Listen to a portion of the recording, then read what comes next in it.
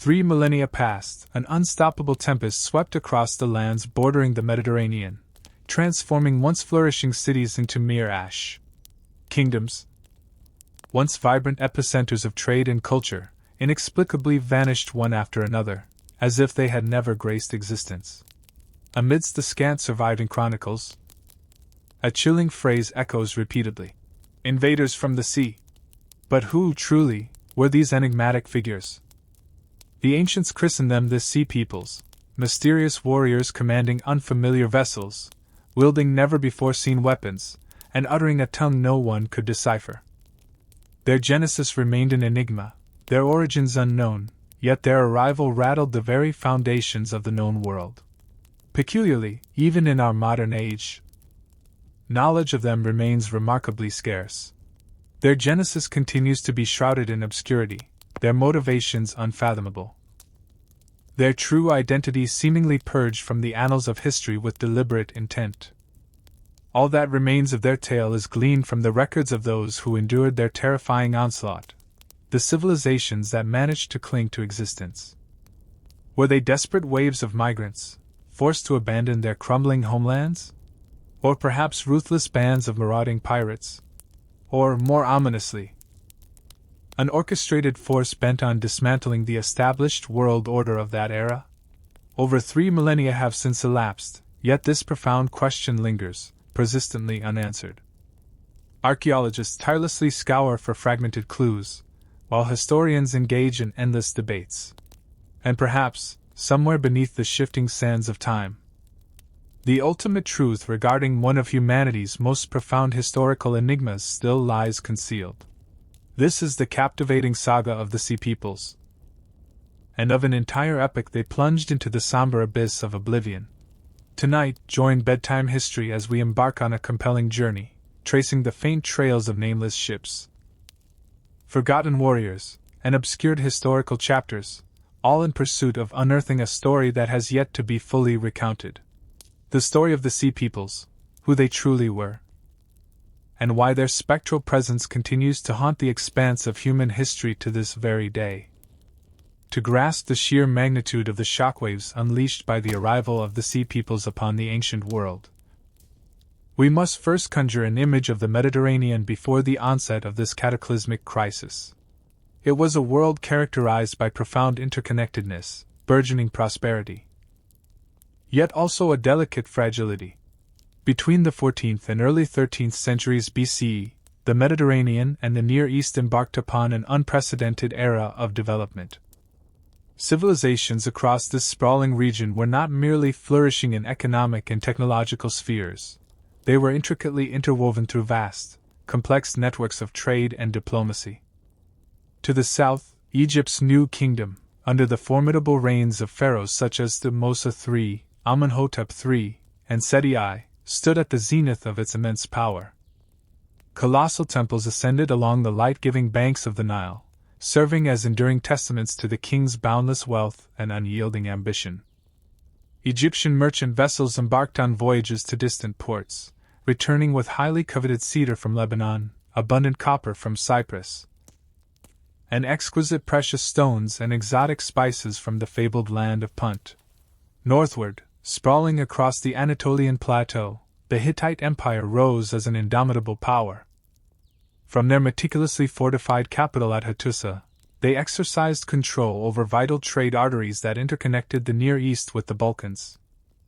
The Hittites were not only formidable warriors but also masterful diplomats, leaving behind extensive archives brimming with diplomatic correspondence that illuminate a sophisticated realm of commerce and intricate negotiation. To the west, Mycenaean civilization held sway over the Greek mainland, with formidable fortified centers such as Mycenae, Tiryns, and Pylos. These were potent city-states, capable of mobilizing substantial forces. Renowned for their advanced metallurgy and an elite class that resided within opulent palaces. From Greece, Mycenaean merchant ships fanned out across the Mediterranean, engaging in the lucrative trade of wine, olive oil, pottery, and weaponry. Eastward, the vibrant port cities of the Levant, Ugarit, Byblos, and Sidon, functioned as critical nexus points within this intricate regional trade network. Ugarit, in particular, blossomed into a vibrant hub of commerce and culture. It was within its dynamic embrace that the world's very first true alphabet, the foundational bedrock of numerous modern scripts, came into being. Further south, the land of Canaan, destined to witness the emergence of new peoples, was a region brimming with inherent potential, under the pervasive influence of the great empires. Its inhabitants actively participated in the bustling coastal trade, supplying valuable commodities to larger, more established markets.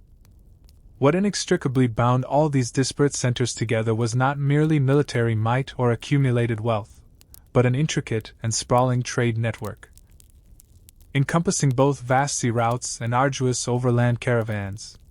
Aboard large vessels, essential raw materials, most notably copper and tin, the indispensable components for crafting bronze, flowed continuously. Archaeologists have unearthed remarkable shipwrecks, such as the Ulubaran off the coast of modern-day Turkey, its cargo still brimming with treasures from every corner of the ancient world. This serves as a vivid, enduring testament to the profound economic integration that characterized that era. Yet, this very interdependence, ironically, harbored a fatal flaw. When these vital trade routes were disrupted, when even a single link in this meticulously woven chain was severed, the entire intricate system faced the perilous risk of unraveling in a catastrophic, cascading collapse. Furthermore, many of these civilizations, despite their outward appearance of immense power, were fundamentally constructed upon centralized and inherently fragile structures of authority, rendering them acutely vulnerable to sudden, unforeseen shocks. No one at the time could have possibly anticipated that within a mere few decades, an unfamiliar, formidable force emanating from across the sea would irrevocably shake this entire established order to its very core, igniting one of the most monumental collapses in the annals of human civilization. At the very heart of this flourishing world lay an intricate and far-reaching trade network, a pervasive system upon which every civilization within the region was fundamentally reliant, an invisible thread that intricately bound their collective destinies together. Imagine a ship gracefully departing the bustling port of Ugarit on a serene day. On its sturdy deck, numerous barrels are meticulously packed with valuable copper. This prized metal, painstakingly mined on the island of Cyprus, was celebrated for its exceptionally rich copper deposits. Alongside the copper lay rare ingots of tin, perhaps sourced from the vast expanse of Anatolia or even more distant realms such as the Caucasus or, astonishingly, the British Isles, regions that necessitated arduous and perilous trade routes to transport their precious metals to the Mediterranean basin.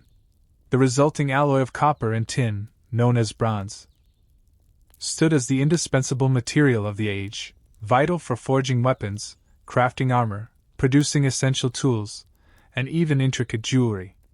Without a consistent supply of bronze, the military might and flourishing economies of the great empires would inevitably falter. This gleaming alloy constituted the very lifeblood of the era.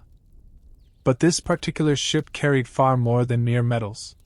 On board were also magnificent cedar logs, painstakingly harvested from the majestic mountain forests of Lebanon, a highly prized wood utilized for constructing formidable warships, grand palace beams, and the elaborate coffins of the elite.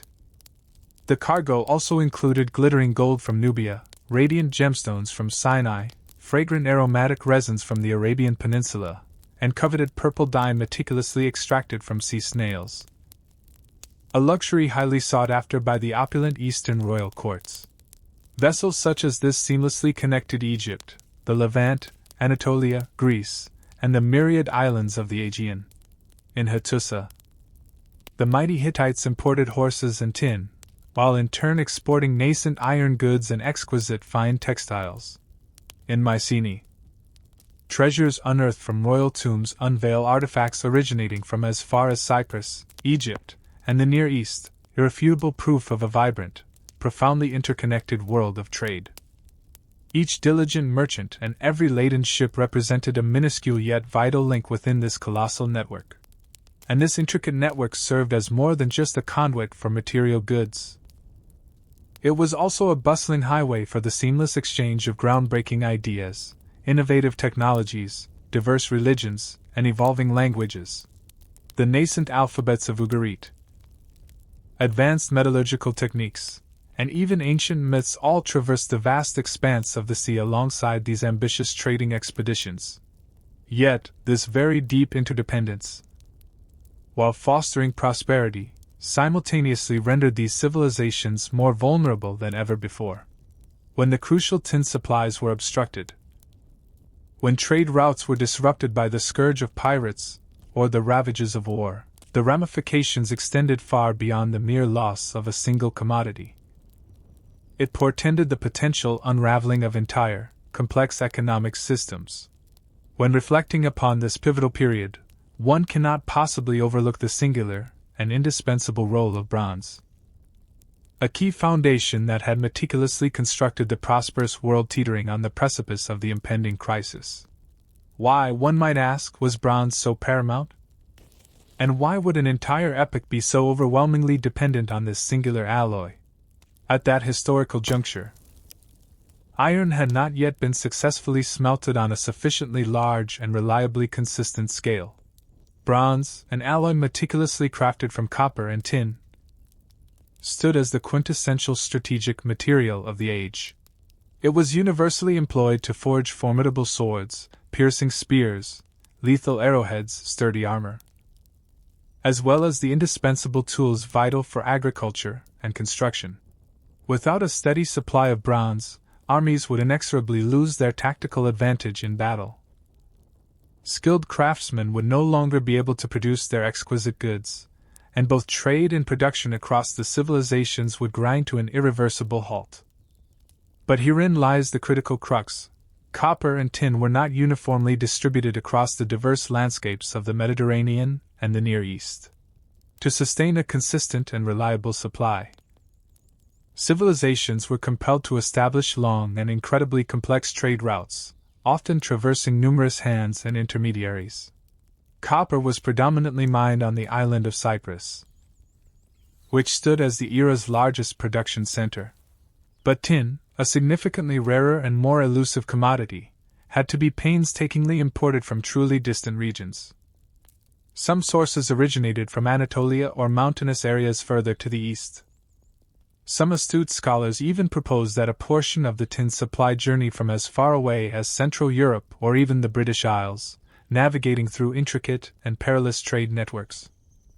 For this compelling reason, the great powers of the age were inevitably drawn into a state of mutual dependence, a necessity to maintain their formidable military and economic strength. No single kingdom possessed all the requisite resources to operate independently from this shared, vital system. This intricate arrangement thus forged a world where international connections were not merely an option, but an absolute, undeniable essential. The illustrious pharaohs of Egypt meticulously maintained skillful diplomatic relations with the powerful Hittite kings. The Mycenaean city-states fiercely sought control over key maritime routes. Cities such as Ugarit evolved into vital hubs where astute merchants from across the entire known world converged to trade goods and exchange invaluable information. We gain this profound understanding not solely through archaeological discoveries, but also, crucially, thanks to surviving diplomatic correspondence, such as the numerous clay tablets unearthed from Amarna and Ugarit, which vividly depict kings exchanging opulent gold, essential copper, magnificent horses, skilled artisans, and even members of their royal families to fortify crucial alliances. However, such profound dependence harbored a double-edged peril. If a single link in this delicate chain were to fracture, if a critical tin source ran dry, or if a vital trade route was mercilessly blocked by the ravages of war or rampant piracy, the entire system faced the catastrophic risk of a cascading collapse. Modern scholars frequently draw parallels between the Bronze Age world and an embryonic form of a global economy. And much like any global economy, it functioned seamlessly when all its interconnected parts operated in harmonious synchronicity, yet it proved terrifyingly fragile in the face of sudden, unexpected shocks. At that time, few could have possibly conceived that such profound shocks were already silently gathering momentum, building relentlessly beneath the veneer of stability. And when they finally struck, with devastating force, the entire world order of the Bronze Age would crumble with a rapidity no one had ever dared to imagine, regardless of the unparalleled skill of the ancient kings. And despite the immense vastness of their meticulously woven trade networks, certain forces lay irrevocably beyond human command. And the very first subtle intimations of a deepening crisis began to emerge, quietly yet persistently, from the very heart of nature itself. Contemporary climate research, meticulously synthesizing data gleaned from ancient ice cores, sophisticated tree ring analysis, and meticulously examined lakebed sediments, unequivocally reveals that in the twilight years of the 13th and the nascent period of the early 12th centuries BC, the Mediterranean and Near East regions experienced a protracted era of severe climate instability. Prolonged, unforgiving droughts mercilessly devastated crops, particularly in regions heavily reliant on agriculture, such as the fertile lands of Canaan, the vibrant Levant, and even certain areas of Upper Egypt. Tree-ring studies conducted in Anatolia vividly illustrate years of stunted growth, providing irrefutable evidence of extended, crippling water shortages. Furthermore, sediment layers painstakingly extracted from lakes in the Levant distinctly reveal sharply reduced rainfall cycles, a chilling pattern that eerily coincides with periods of widespread social unrest meticulously recorded in ancient texts. In an economy that fundamentally hinged on substantial agricultural output and the timely importation of grain transported across vital sea routes, the great kingdoms began to feel an increasingly mounting pressure. Food became agonizingly scarce, prices skyrocketed uncontrollably, and pervasive hunger inexorably spread throughout the countryside, precisely the regions that had historically provided the royal courts with their much-needed soldiers and laborers. But nature's relentless fury did not abate there. Powerful earthquakes, now unequivocally confirmed by meticulous fault line evidence, and sudden, inexplicable structural collapses at numerous archaeological sites, mercilessly struck down key, vibrant cities. Ugarit, Hattusa, Mycenae, and countless other central hubs exhibit unmistakable signs of earthquake destruction, occurring either just before or concurrently with waves of brutal, violent attacks. Walls crumbled not from the force of battle, but from the raw, unyielding power of the earth itself. Storehouses were buried beneath rubble, once majestic temples were reduced to desolate ruins. In a world where a king's authority was inextricably linked to his perceived ability to safeguard his people from the capricious forces of nature, such catastrophic disasters inflicted a profound, debilitating psychological blow. Beyond the tangible physical evidence, surviving diplomatic letters also offer an uncannily vivid glimpse into the prevailing mood of that tumultuous era. From the numerous clay tablets meticulously excavated at Ugarit, we can decipher desperate pleas for urgent assistance, chilling reports of widespread food shortages, escalating civil unrest, and relentless streams of migrants fleeing their drought-stricken lands.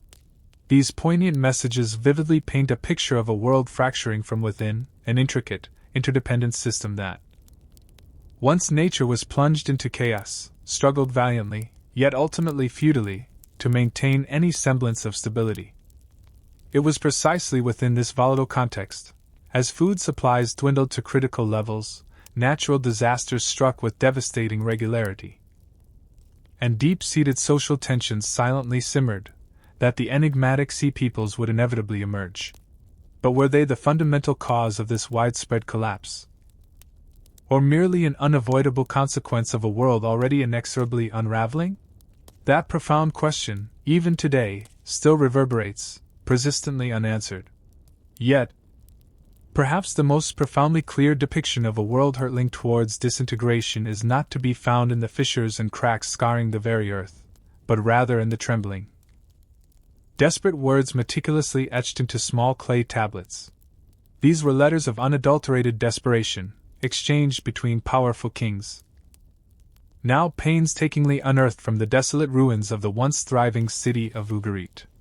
At that crucial juncture, Ugarit stood as a flourishing commercial nexus on the sun-drenched coast of the Levant, serving as an indispensable crossroads within the region's intricate economic network. The city was not merely opulent but also remarkably advanced in both its sophisticated administration and its mastery of the written word. Here, diligent archaeologists have meticulously unearthed over 1,000 inscribed clay tablets, diligently recording intricate transactions, solemn treaties, and vital diplomatic correspondence. Among this invaluable trove are letters that, even when read today, send an undeniable chill down the spine. One such letter, dispatched by the king of Ugarit to the king of Cyprus as relentless enemy forces inexorably closed in, starkly reads: "The enemy is at the gates. My city is in dire straits. Send reinforcements and food at once if possible. If not, I fear that Ugarit will not be able to hold out." These deceptively simple, yet utterly desperate words powerfully reflect a world once comfortably accustomed to the intricacies of trade and the grandeur of diplomatic ceremony, now abruptly thrust into a brutal, unyielding fight for sheer survival. The letters also unequivocally reveal the profound disruption of the trade system itself. In a poignant message directed to the king of Alashiya, Cyprus, the king of Ugarit bitterly laments that merchant ships can no longer dock, attributing this dire situation to the sudden, unsettling appearance of strange pirates off the coast, and further bewails the fact that copper and tin, once reliably delivered with unwavering consistency, have inexplicably failed to arrive. Taken collectively, these scattered, yet deeply revealing details, unveil a regional economy that once operated with seamless efficiency, now agonizingly grinding to a complete halt. And as the vital trade routes catastrophically broke down, military and food supplies across the beleaguered kingdoms rapidly plunged into a full-blown crisis. What is particularly arresting is the palpable shift in the tone of these letters over the passage of time. In earlier tablets, one encounters formal greetings, cordial invitations for the exchange of lavish gifts, and intricate royal marriage negotiations, all reflecting a world of self-assured, prosperous rulers. But in the final, agonizing letters dispatched from Ugarit, penned just moments before the city's tragic destruction, that very confidence has utterly evaporated. In its place, one finds raw panic, desperate pleas for immediate aid, and unadulterated primal fear. Kings who once perceived themselves as standing at the very pinnacle of power were tragically reduced to composing desperate appeals, as vulnerable and helpless as any commoner. And then, one fateful day, Ugarit fell. When meticulous archaeologists later unearthed these tablets, many were found still resting on writing tables, never having been dispatched. Those final, undelivered letters remain an incredibly vivid and haunting testament to a world inexorably unraveling. In every single line meticulously pressed into the unforgiving clay, we can still almost palpably feel the dying breath of a glorious, yet ultimately doomed, era. And it was at this precise, critical juncture that the Sea Peoples began their inexorable emergence from the shrouds of obscurity, acting as either the direct agents, or, perhaps, merely the chilling symbols of the catastrophic demise of that once magnificent age. It is truly difficult to conceive that just a handful of years before those desperate pleas were hastily inscribed onto brittle clay tablets, the cities of the Mediterranean still reveled in an atmosphere of unparalleled prosperity and unwavering confidence. Ugarit, for instance, was not merely a bustling seaport but also a preeminent cultural epicenter. Within the grand, sprawling homes of its wealthy merchants and esteemed nobles, exquisite fine pottery, glittering gold and silver jewelry, and intricately carved figurines were conspicuously displayed everywhere. This served as irrefutable evidence of an affluent class that possessed a profound appreciation for beauty and spared no expense in meticulously adorning their lives. Merchant ships continuously streamed in and out of the bustling harbor in an uninterrupted, vibrant flow. The markets buzzed with activity, offering a cornucopia of luxurious silk, exotic spices, vibrant colored glass, and precious metals, all sourced from every corner of the known world.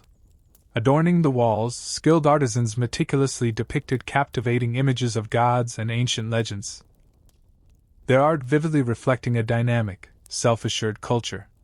Hattusa, the formidable capital of the mighty Hittite Empire, was no less breathtaking in its magnificence. Its awe-inspiring temples and massive, imposing gates were meticulously constructed from colossal stone blocks, each adorned with painstakingly detailed carvings. Within the sacred confines of the palaces, diligent scribes meticulously recorded solemn treaties and monumental events, as if time itself and the very course of history were entirely within their command. To the west, within the Mycenaean city-states, the aristocratic way of life revolved around majestic palaces where vibrant frescoes adorned the walls, vividly portraying thrilling hunting scenes, solemn rituals, and audacious sea voyages. Mycenaean warriors, resplendent in their gleaming bronze armor, paraded with dignified pride in festivals, unequivocally honoring the formidable strength and cherished traditions of their esteemed people. Even ordinary citizens, though not possessing immense wealth, reaped considerable benefits from this prosperous, globally interconnected economy. They donned finer fabrics, utilized superior household goods, and had unprecedented access to luxury items once exclusively reserved for the elite.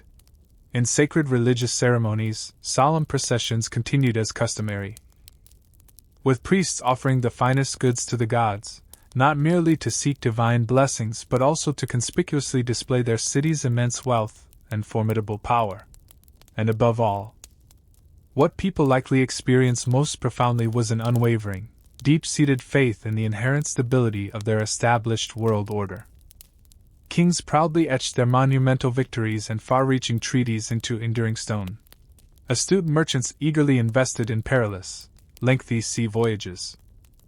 People lived with the profound conviction that their world, with all its intricate complexity and dazzling brilliance, would steadfastly endure for countless generations to come. No one could have possibly imagined that in just a few short years, it would all be tragically reduced to ash. Mighty fortresses would burn to the ground. Trade routes would be irrevocably severed. The joyous sounds of vibrant festivals would be cruelly replaced by desperate, haunting cries echoing across the desolate land. And so, when we meticulously read those final, heartbreaking letters from Ugarit, or when we stand today amidst the haunting ruins of Mycenae or Hattusa, we perceive far more than mere broken stone and shattered walls. We experience a deep, lingering sorrow for a world that once gleamed with unwavering confidence and vibrant life, now tragically reduced to little more than faint, ghostly echoes of a long-vanished age. Amidst the dazzling panorama we have just meticulously painted, the very first subtle, yet profound undercurrents of change began to stir.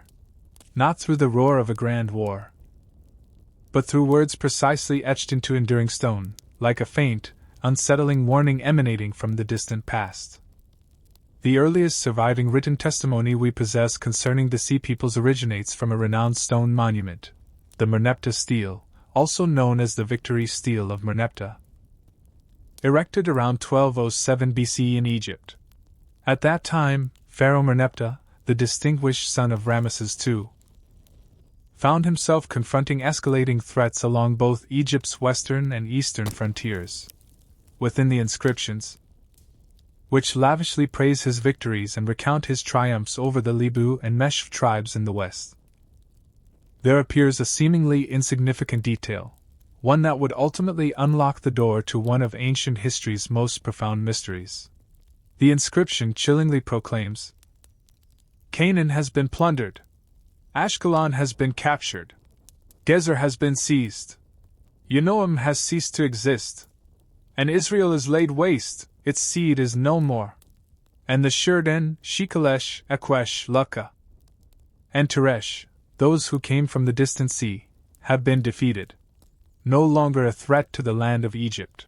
These very names, Shurden, Shekelesh, Ekwesh, Lukka, and Teresh, would later become pivotal clues as we meticulously trace the perplexing trajectory of the Sea Peoples. What immediately stands out is the precise manner in which these groups are described. Came from the distant sea, a phrase simultaneously specific yet profoundly shrouded in mystery. No earlier Egyptian records had ever mentioned these particular peoples. They simply did not belong to the traditional powers Egypt was accustomed to confronting.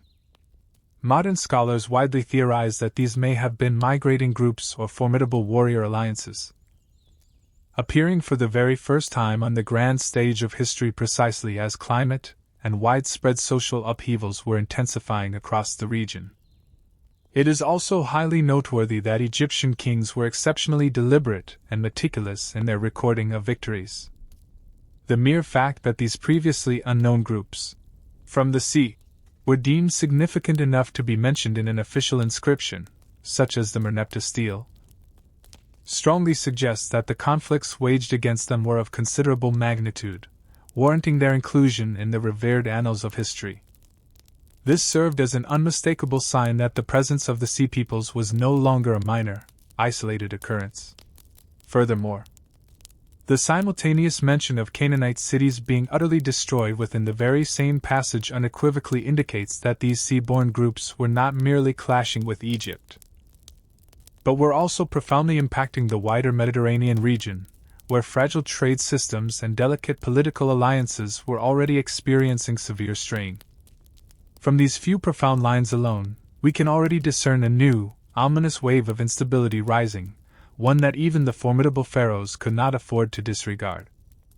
And as we shall meticulously uncover, this was merely the nascent beginning. In the ensuing years, these enigmatic groups would not restrict themselves to mere coastal raids.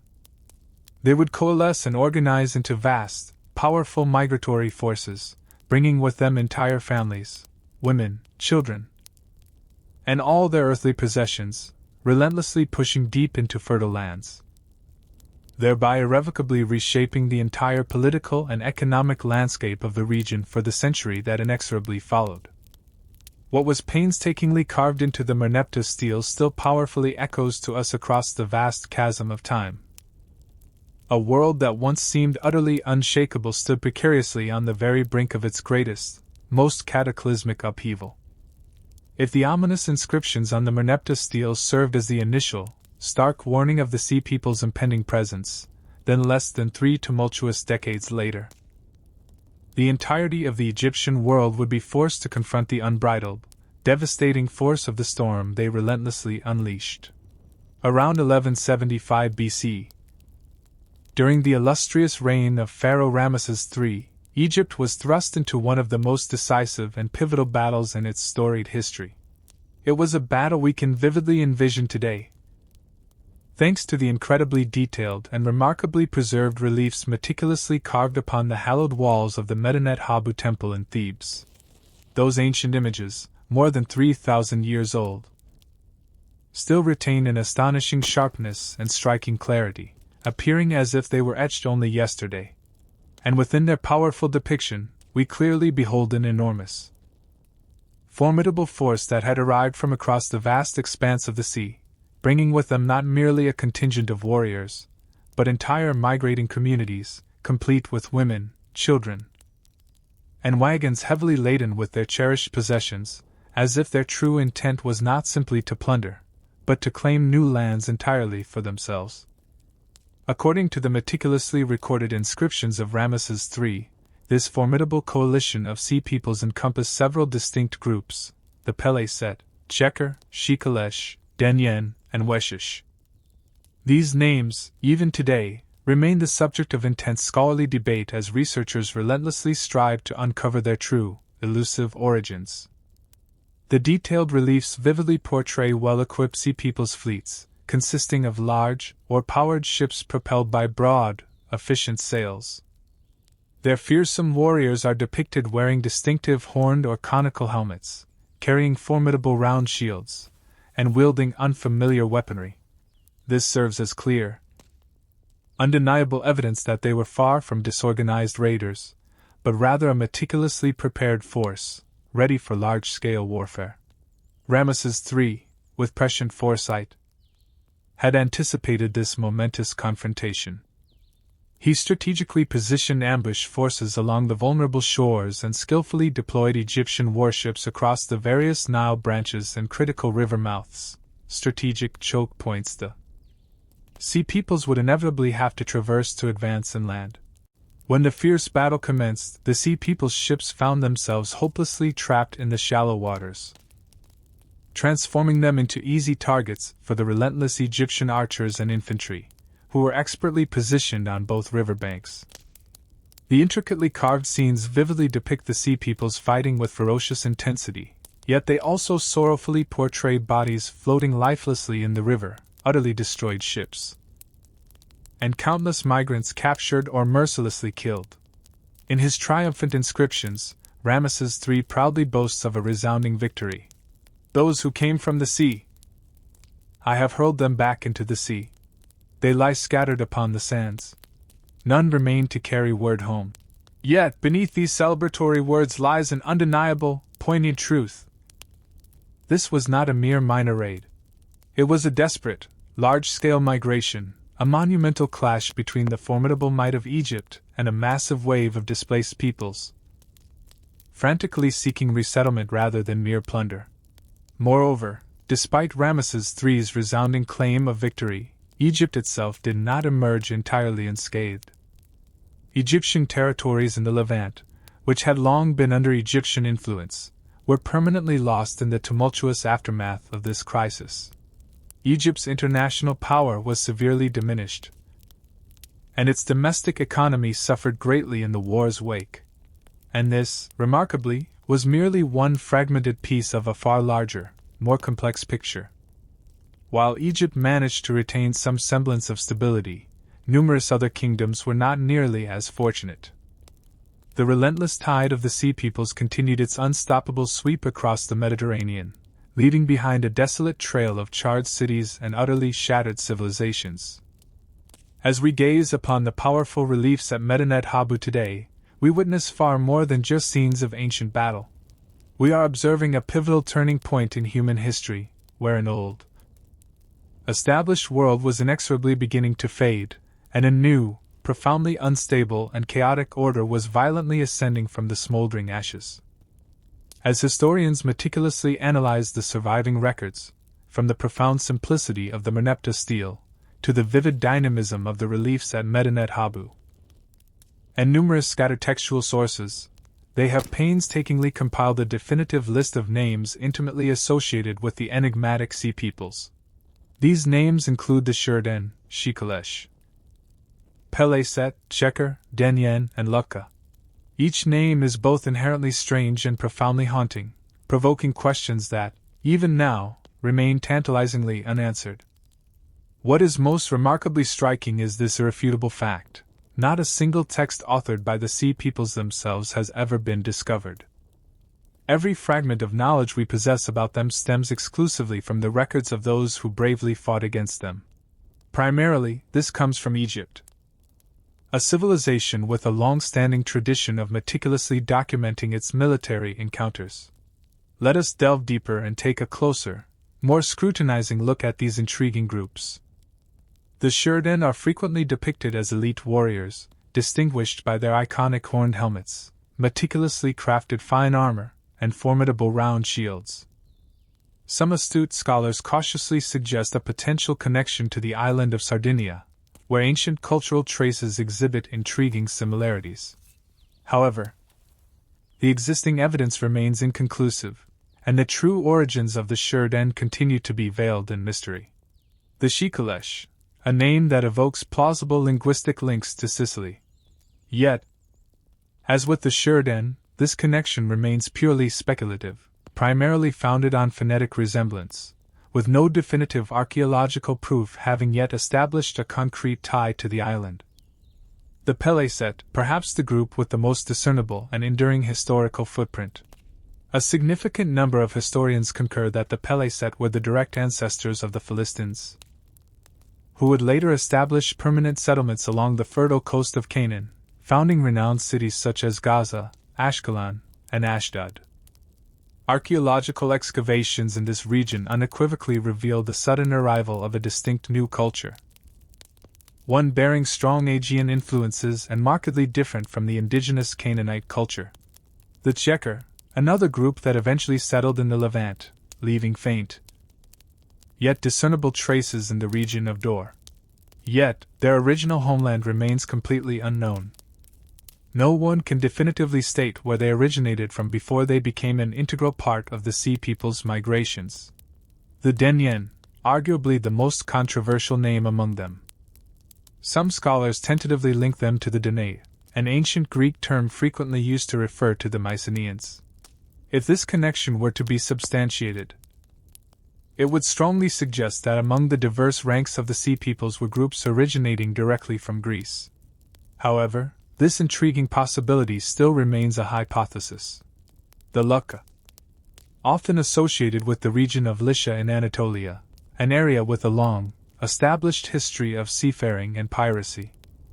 But were the Lucca mentioned in the ancient Egyptian texts truly identical to the Lycian people known from later historical periods? That profound question, too, persists, persistently unanswered. The overarching commonality amongst all these enigmatic names is this profound truth: we do not definitively know their true place of origin.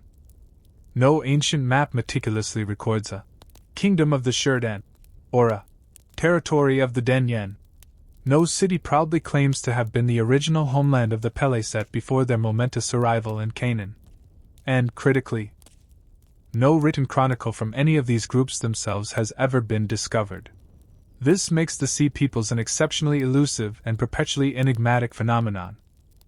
Were they simply independent groups of diverse peoples who fortuitously banded together due to prevailing circumstances? Or were they a highly organized confederation, united by a shared, singular purpose of widespread migration and conquest? To this very day, historians possess no definitive answer. And it is precisely this pervasive ambiguity that ensures the captivating story of the Sea Peoples will forever retain the aura of an unsolved mystery. A truly forbidden piece of history lying at the very heart of the ancient world. But perhaps what truly etched the most enduring impression of the Sea Peoples, both upon the ancient civilizations they relentlessly encountered and upon our own understanding today, was not merely their mysterious appellations, but rather their remarkably striking warrior imagery. This imagery is remarkably preserved in the detailed reliefs, most notably gracing the monumental walls of the Medinet Habu temple. As one walks through the temple's imposing colonnades, vivid, dramatic battle scenes unfold before the eye. Egyptian soldiers valiantly confronting unfamiliar warriors who emerged from across the vast sea. These figures are markedly distinct from Egypt's traditional adversaries, such as the Libu or the Canaanites. The most unequivocally distinctive feature of these Sea People warriors is their remarkable headgear. Many are depicted wearing helmets adorned with two sharp, prominent horns, or, at times, wide-brimmed helmets featuring a tall, strikingly projecting crest. This particular style of headwear was entirely unprecedented in both Egyptian and neighboring military traditions. These helmets were not merely utilitarian. They appear to have carried profound symbolic meaning, perhaps signifying formidable strength or a unique cultural identity. This single detail alone has ignited decades of intense debate among historians and archaeologists. Were these elaborate ceremonial helmets reserved exclusively for leaders? Or did they reflect a characteristic warrior tradition widely shared across various Sea People groups? In addition, we observe them carrying substantial round shields, some convex, others flat, frequently featuring a prominent metal boss at the very center, meticulously designed to deflect powerful blows or to be wielded offensively in the brutal intensity of close combat. This specific type of shield was prevalent in the Aegean and Anatolian worlds, yet it was relatively unfamiliar to Egyptian soldiers, who typically favored long, oval, or rectangular shields. As for their offensive weaponry, Sea People warriors wielded short, double-edged swords, formidable large daggers, and, on occasion, throwing spears. Notably, some reliefs depict them brandishing leaf-shaped swords, a style remarkably similar to weapons unearthed at Mycenaean archaeological sites. This striking similarity further strengthens the compelling theory of potential links between the Sea Peoples and Aegean cultures. Their attire is equally striking. Many warriors are shown wearing short, fringed skirts, with bare legs or light footwear. Such practical clothing allowed for agile, unencumbered movement, making it ideal for fighting aboard ships or executing swift coastal landings. Taken collectively, these distinctive elements coalesced to create an image of warriors who were both unfamiliar and truly formidable. To the Egyptians, who were thoroughly well versed in the arms and tactics of their traditional adversaries, the sea peoples must have appeared simultaneously alien and profoundly menacing. And it was precisely this profound difference that reinforced the pervasive sense that they originated from distant, unknown lands, bringing with them a distinct military tradition that was not yet fully integrated with the established coastal cultures of the Mediterranean at that tumultuous time. To this very day, archaeologists continue their meticulous efforts to compare the warrior imagery of the sea peoples with artifacts discovered in Sardinia, Sicily, Lycia, and Mycenaean Greece. Yet, despite these exhaustive efforts, no definitive conclusions have been reached. Every intricate detail, the horned helmets, the round shields, the unfamiliar swords, remains a scattered, perplexing puzzle piece in a grand portrait that is still patiently awaiting completion. When we contemplate the powerful reliefs of Medinet Habu and the solemn inscriptions of the Merneptah stele, one undeniable truth emerges with crystal clarity. The sea peoples were not merely fleeting shadows passing through the vast expanse of history. They were a force of such immense power that they merited immortalization on Egyptian stone. And their numbers were so substantial that they triggered one of the greatest crises of the entire Late Bronze Age. But who were they, truly? This profound question has relentlessly fueled historical debates for over a century. Two primary theories have emerged from these extensive discussions. Were they simply audacious bands of pirates? Or were they an integral part of a larger, highly organized wave of migration that helped to plunge the entire Mediterranean into widespread chaos? The first theory, centering on piracy, is firmly rooted in how ancient Egyptian texts meticulously describe their earliest encounters with the enigmatic sea peoples: swift, precise attacks launched from fast-moving ships, sudden, devastating raids along vulnerable coastlines, followed by rapid plundering and equally swift withdrawal. These tactics align remarkably well with the operational style of organized piracy, which was already a prevalent and well-known phenomenon in the Mediterranean during antiquity. Furthermore, specific groups such as the Lucca, connected to Lycia, a region long associated with skilled seafaring warriors and notorious piracy, appear to lend credence to this interpretation. But if they were solely pirates, why do the reliefs explicitly depict women, children, and entire migrating groups? And why, during the monumental assault under Ramesses III, did the sea peoples arrive with wagons heavily laden with possessions, livestock, and tents? These are unequivocal signs of large-scale migration, not merely fleeting raiding expeditions. This crucial detail opens the door wide to the second compelling theory, one now increasingly embraced by many modern scholars, that the sea peoples represented an organized wave of migration, born out of profound and widespread upheaval across the ancient world. The escalating climate crisis, prolonged and devastating droughts, destructive earthquakes, and the catastrophic collapse of intricate trade networks, all these converging factors inexorably transformed once flourishing lands into harsh, unsustainable environments. In this dire context, desperate groups from severely affected regions, perhaps from Anatolia, the Aegean, or even further west, were compelled to abandon their ancestral homelands, carrying their entire communities with them in a desperate quest for new places to settle and survive. Such large-scale migrations, when met with resolute resistance from established civilizations, could effortlessly escalate into brutal violence, metamorphosing into full-blown wars and relentless raids. And this, precisely, may be how the sea peoples carved their indelible mark in the annals of history, not merely as opportunistic pirates, but as desperate, fiercely determined communities, willing to fight with every fiber of their being for their very future. Even so, the question remains provocatively open. The sea peoples may not conform neatly to any single, rigid category. They may have been a complex amalgamation of many disparate groups, some driven by piracy, some by migration, some by a professional warrior ethos, and others by the sheer desperation of being refugees. It is precisely this inherent diversity and multifaceted complexity that renders the Sea Peoples so remarkably elusive and endlessly captivating for anyone drawn to the deeper, more profound mysteries of ancient history. To truly comprehend their elusive nature, we must tirelessly explore every plausible theory, meticulously sift through every archaeological clue, and painstakingly study every single surviving text. It is a journey that, the deeper we delve, relentlessly reveals that certain chapters of history are still stubbornly unwilling to yield their profound secrets. Debates surrounding the true nature of the Sea Peoples may continue indefinitely, yet the profound consequences they left in their tumultuous wake are undeniably tangible. The city of Ugarit stands as, perhaps, the most vivid and poignant testament to their devastating impact. Situated on the northern coast of the Levant, in what is now modern-day Syria, Ugarit was once undeniably one of the greatest commercial centers of the entire Bronze Age.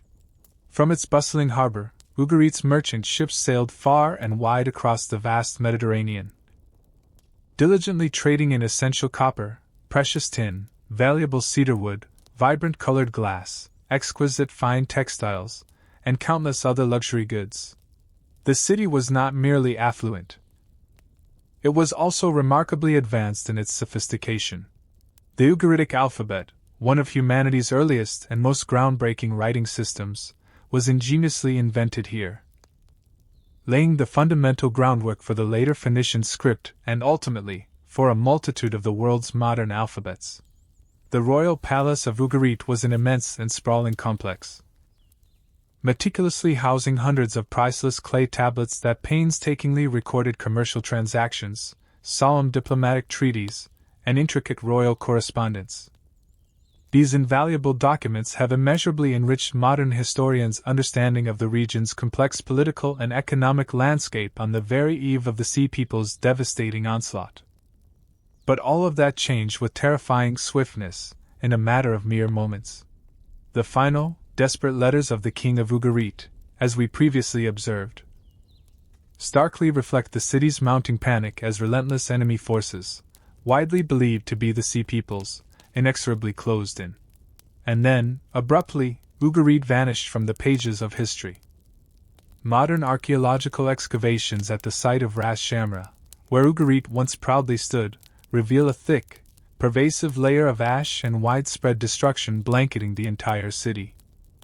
Walls are found collapsed, brickwork blackened and scarred by intense fire, and precious clay tablets shattered or grotesquely fused by extreme heat. What is most strikingly evident is the utter lack of any evidence that Ugarit was ever rebuilt. No new layers of habitation, no discernible signs of recovery. The once prosperous city was irrevocably abandoned forever after the devastating attack. Archaeologists also made the poignant discovery of numerous unfinished clay tablets and kilns, a chilling sign that the assault struck with such sudden ferocity that artisans were unable to complete their work. Some crucial diplomatic letters were even found still lying on writing tables, never having been dispatched. All of this eloquently speaks to the sheer brutality of the destruction Ugarit endured and to the profound helplessness of its ruling powers in the face of the overwhelming tide of the Sea Peoples. With the calamitous fall of Ugarit, a vital and indispensable link in the intricate Mediterranean trade network was irrevocably severed. And as that critical link catastrophically collapsed, the entire interdependent economy of the region shuddered violently in response. Today, as we gaze upon the haunting remnants of Ugarit, its charred walls and the fragmented remnants of its invaluable clay tablets, we cannot help but experience a profound sense of loss. A once vibrant center of immense wealth, advanced civilization, and unparalleled creativity, abruptly erased in an instant from the continuous flow of history, as if it had never existed at all. And Ugarit was merely one among a multitude of victims claimed by the relentless tide of the Sea Peoples, a destructive wave that continued its relentless surge across the entire Mediterranean world. If the tragic downfall of Ugarit vividly revealed the devastating power the Sea Peoples could unleash upon thriving coastal trade centers, then the profound story of Hattusa, the mighty capital of the formidable Hittite Empire, unlocks an even more haunting and enigmatic chapter. Nestled deep within the vast Anatolian plateau, Hattusa once served as the beating heart of one of the greatest superpowers of the Bronze Age. The Hittite Empire not only wielded control over immense territories stretching from Anatolia to the Levant, but also stood as Egypt's formidable chief rival in both intricate international treaties and fierce warfare. The sprawling city of Hattusa itself was meticulously constructed across a vast expanse, fortified by massive, imposing stone walls, awe-inspiring monumental carved gates, and grand royal palaces. Within its extensive archives, archaeologists have made the astonishing discovery of over 30,000 clay tablets, painstakingly documenting every conceivable aspect of Hittite life, their intricate laws, their nuanced diplomacy, their profound religion, and their relentless pursuit of war. And then, abruptly, around 1200 to 1190 BC, Hattusa was suddenly, inexplicably abandoned. Archaeological excavations at the site reveal widespread signs of devastating destruction and pervasive fire across the entire city. But herein lies the profound mystery. There is no direct, conclusive evidence whatsoever that the Sea Peoples directly attacked Hattusa. At least, no surviving Egyptian records explicitly mention such an assault. Yet, the timing is far too striking and precise to simply dismiss. The abandonment of Hattusa occurred precisely during the very period when the Sea Peoples were relentlessly sweeping across the Mediterranean. As the entire international system of alliances and trade crumbled irrevocably around them, some astute scholars cautiously suggest that after mercilessly devastating coastal centers, the Sea Peoples may have indirectly triggered widespread internal unrest within the already weakened Hittite Empire. An empire already reeling from the compounded effects of a severe climate crisis, widespread drought, and persistent conflicts with aggressive mountain tribes. The final royal letters meticulously preserved within the Hittite archives carry an unmistakably desperate tone, filled with urgent pleas for aid dispatched from the Hittite king to his beleaguered vassals and hesitant allies, eerily similar to the final, poignant letters from Ugarit that we previously encountered. What remains undeniably certain is this: Hattusa was never rebuilt after its catastrophic abandonment. The Hittite Empire, once a formidable equal to Egypt, completely vanished from the historical map, giving way to a protracted era of profound chaos in which small, fragmented kingdoms and migrating peoples came to exert dominance over much of Anatolia. What truly transpired in Hattusa's final, desperate days? Did the Sea Peoples directly assault the city? Or did their broader, more insidious impact, through the catastrophic collapse of vital trade networks and the pervasive spread of instability, inexorably push the empire into an irreversible crisis? No one can definitively say for certain, but the precise timing, coupled with compelling evidence of broken trade links and a rapidly spreading wave of collapse, strongly suggests that the ominous shadow of the Sea Peoples surely loomed large over the ultimate demise of Hattusa, whether through direct force or profound consequence. And that pervasive shadow would continue its relentless spread as we follow their enigmatic trail to other once grand cities of the dying Bronze Age world. As Hattusa lay silent amidst its ashes, the relentless wave of crisis did not mercifully halt in Anatolia. Instead, it swept westward across the vast expanse of the Aegean Sea and mercilessly struck at the very heart of the Mycenaean world, the illustrious Greek civilization of the Bronze Age. The Mycenaean civilization, renowned for its formidable cities like Mycenae, Pylos, Tiryns, and Thebes, stood as one of the Aegean's most potent commercial and military forces. Its meticulously fortified palaces, towering cyclopean walls, and the countless treasures painstakingly discovered in royal tombs vividly reveal a society that was simultaneously prosperous and profoundly sophisticated. The intricate Mycenaean system of rule revolved around grand palace complexes, where the king, known as the Wanex, meticulously controlled the entire economy, military, religious rites, and diplomatic relations. Their extensive trade routes stretched across the entirety of the Mediterranean, facilitating the exchange of valuable goods with Egypt, the Levant, and Anatolia. And yet, by the late 13th to early 12th century BC, one Mycenaean city after another began its inevitable, tragic fall. At Mycenae, archaeological excavations unequivocally reveal thick, pervasive layers of ash blanketing architectural remains, clear and undeniable signs of an intense, city-wide conflagration.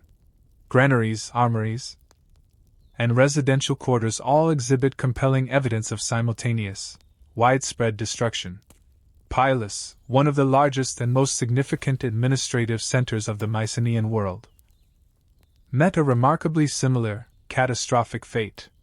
At the opulent palace of Nestor, numerous clay administrative tablets were fortuitously hardened in the intense blaze, which is precisely why archaeologists can still painstakingly read them today.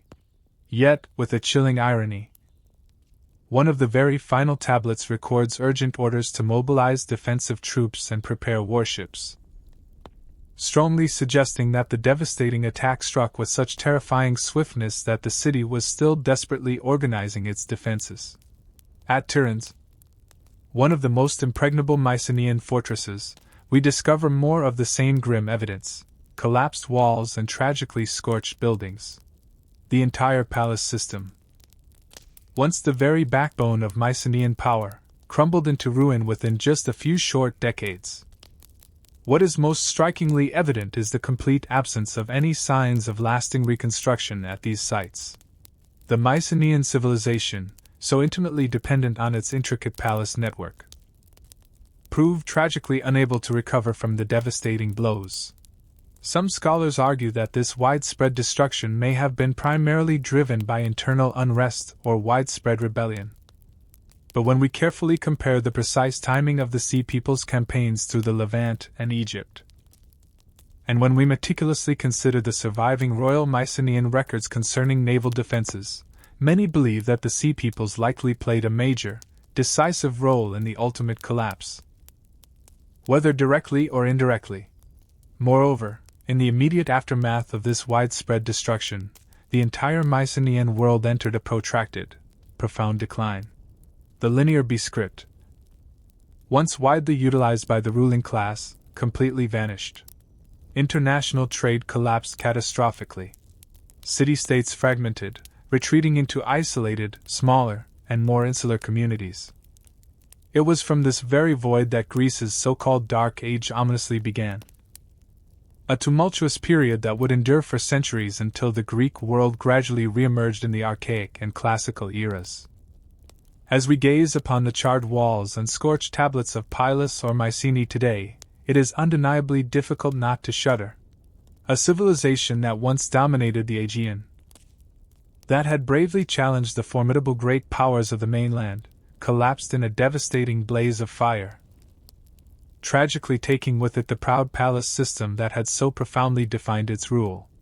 And although the Sea Peoples are not always explicitly named in Greek texts, their pervasive shadow lingers, an unstoppable wave that swept across everything in its destructive path.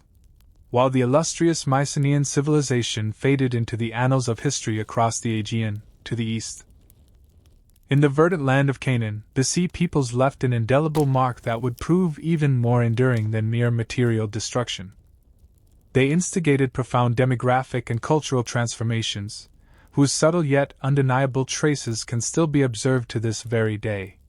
Canaan, stretching from the southern coast of the Levant northward toward Byblos, was once a remarkably prosperous region. Its vibrant cities, Ashkelon, Ashdod, Ekron, Gaza, Gezer, thrived as bustling trade hubs. The Canaanites forged a rich and distinctive culture, engaging in extensive trade with Egypt, the formidable Hittites, and the advanced Mycenaeans, serving as crucial intermediaries along many of the Mediterranean's great maritime routes. However, by the late 13th century BCE, compelling archaeological evidence unequivocally demonstrates that a powerful wave of profound change swept through the entire region. Most notable among the sea peoples who ultimately settled here were the Peleset, a group that modern scholars almost universally identify as the direct ancestors of the Philistines. A people who would become famous in later history. The detailed reliefs at Medinet Habu vividly depict the Peleset as one of the primary, most potent forces within the sea people's devastating assault on Egypt. But unlike some other groups, the Peleset were not completely annihilated. A significant portion of them, following their decisive defeat at the hands of Ramesses III, did not retreat back to the sea. Instead, they established permanent settlements along the fertile coastal lands of Canaan. Excavations at sites such as Ashkelon, Ashdod, Ekron, and Gaza reveal a distinct new layer of habitation appearing abruptly around 1200 BCE, perfectly coinciding with the documented period of the Sea People's migrations. What is particularly striking is that the material culture characterizing this new layer is markedly different from that of the indigenous Canaanites. Pottery styles distinctly reflect late Mycenaean or Aegean traditions. Architectural forms, deeply ingrained burial customs, and even dietary patterns all unequivocally point to the arrival of a new, distinct seafaring population. From this very group would emerge the people later known in the Hebrew Bible as the Philistines, who would become key adversaries of the Israelite tribes. The Peleset settlement in Canaan did far more than merely shift the regional balance of power. It fundamentally reshaped the very demographic map of the Levant. The Canaanites did not simply vanish, but in many coastal areas, they were either directly replaced or gradually assimilated by these new, incoming settlers. Archaeological evidence consistently demonstrates that the Philistines swiftly built a robust economy, painstakingly restored crucial trade networks, and meticulously developed a unique cultural identity, seamlessly blending their deep maritime origins with profound local influences. This compelling evidence reveals an important, often overlooked aspect of the Sea People's migrations. They were not solely agents of widespread destruction. They were also formidable builders. Some groups made the deliberate choice to settle, to adapt, and to actively contribute to the intricate cultural fabric of the lands they entered, leaving behind indelible marks that would endure for millennia. And so, while the grand cities of the Mycenaeans crumbled into ruin, while Hattusa and Ugarit became desolate ruins, a brand new chapter was dynamically unfolding in Canaan, a chapter that the Sea Peoples, through the presence of the Peleset, meticulously wrote with their very being upon the land. However, perhaps the most profound and far-reaching consequence of the Sea People's devastating wave of destruction was not merely the cities left engulfed in flames, but rather the catastrophic collapse of an intricate network that had once inextricably connected the entire ancient world. The complex, sophisticated trade system of the Bronze Age was now shattered beyond any hope of repair. For nearly 2 centuries prior, civilizations across the vast expanse of the Mediterranean had painstakingly constructed a burgeoning, fledgling global economy. One in which immense maritime and overland trade routes seamlessly linked Egypt, the formidable Hittites, the advanced Mycenaeans, Ugarit, Canaan, Cyprus, Anatolia, and even regions extending far beyond. Copper and tin, the very lifeblood of the Bronze Age, flowed ceaselessly through this intricate system. Along with these vital metals came coveted cedarwood, glittering gold, shimmering silver, precious ivory, rare gemstones, exquisite fine textiles, fine wines, valuable oils, and countless other rare and highly prized goods. Merchant ships, heavily laden with precious cargo, once glided effortlessly across the Mediterranean like shuttles weaving a vast, intricate economic web, keeping the complex palace economies of Egypt, the Hittites, and the Mycenaeans humming smoothly and efficiently. But within just a few turbulent decades, that intricate network completely collapsed. Coastal trade routes were mercilessly blockaded or irrevocably severed by the relentless fleets of the Sea Peoples. Once thriving port cities like Ugarit were brutally reduced to desolate ruins. The once bustling port of Byblos fell into a protracted decline. Alashiya, modern-day Cyprus, a critical supplier of vital copper, was viciously attacked and plunged into utter chaos. With the merchant fleets gone, the indispensable flow of copper and tin, essential for the production of weapons and tools, came to a grinding halt. This triggered a devastating domino effect. Without the consistent supply of bronze, the elaborate palace economies catastrophically collapsed, unable to maintain their military power or sustain their intricate elite structures. Clay tablets unearthed from Ugarit and Pylos heartbreakingly reveal that even as inevitable destruction loomed, desperate city officials were still frantically attempting to organize convoys, plead for aid, and mobilize their naval forces. But it was all tragically in vain. The once reliable trade routes had become irrevocably unstable. From that critical point forward, the ancient world rapidly descended from a state of fragile order into pervasive chaos. International alliances unraveled with terrifying speed. Diplomatic treaties, once meticulously carved in stone as eternal promises, became utterly meaningless as former partners either no longer existed or tragically lacked the strength and resources to fulfill their solemn obligations. The palace-based economic system, which relied fundamentally on a steady inflow of foreign goods, simply could not survive without trade. Palaces collapsed. Aristocrats lost their entrenched power. Skilled artisans found themselves abruptly unemployed. Populations were cruelly forced to revert to a grueling subsistence living. Roads, once bustling with the vibrant commerce of caravans, grew ominously silent. Warehouses, once overflowing with a cornucopia of goods, stood empty and desolate. Docks that had once echoed with the cacophony of merchants' voices were left with crumbling walls and lonely, weathered mooring posts. For this compelling reason, many historians today describe this monumental collapse as one of the earliest and most striking examples of the devastating failure of globalization. A world once profoundly interconnected and seemingly stable proved astonishingly fragile in the face of sudden, overwhelming upheaval. And when the dust finally settled, the Mediterranean world, as it had been known for centuries, was irrevocably no more. A new order, fragmented, localized, and profoundly uncertain, arose in its place, ushering in a dark age that would require centuries for humanity to slowly and painstakingly recover from. As the Mediterranean world descended into an abyss of chaos, the profound question of the Sea People's true origins became an increasingly urgent and compelling pursuit for modern researchers.